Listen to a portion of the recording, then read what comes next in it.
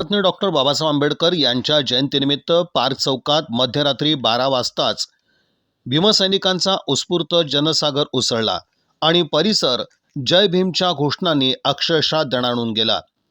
निळ्या झेंड्यांच्या साक्षीनं संपूर्ण चौक भीममय झालेला होता. पुतळ्याला पुष्पहार अर्पण करत हजारो नागरिकांनी कृतज्ञतेनं अभिवादन केलं. त्या क्षणी वातावरणात अभिमान, आदर आणि भावनांचा संगम अनुभवायला मिळत होता.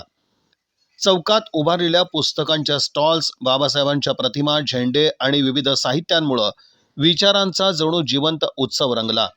तरुणाईबरोबरच महिला आणि ज्येष्ठ नागरिकांचाही मोठा सहभाग दिसून आला. मध्यरात्रीचे 11:30 वाजले होते. पार्क चौकात भीमसैनिक कुटुंबासह जमा होत होते. पाहता पाहता चौकात हजारो भीमसैनिकांची गर्दी जमली होती. निमित्त होतं राज्यघटनेच्या शिल्पकाराची 135वी जयंती. रात्री 12 वाजता सर्वांनी भारतरत्न डॉक्टर बाबासाहेब आंबेडकरांना अभिवादन केलं.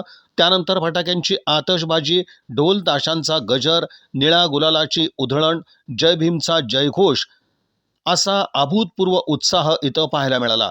रंगीबेरंगी फटाक्यांनी आकाश उजळून निघालं होतं.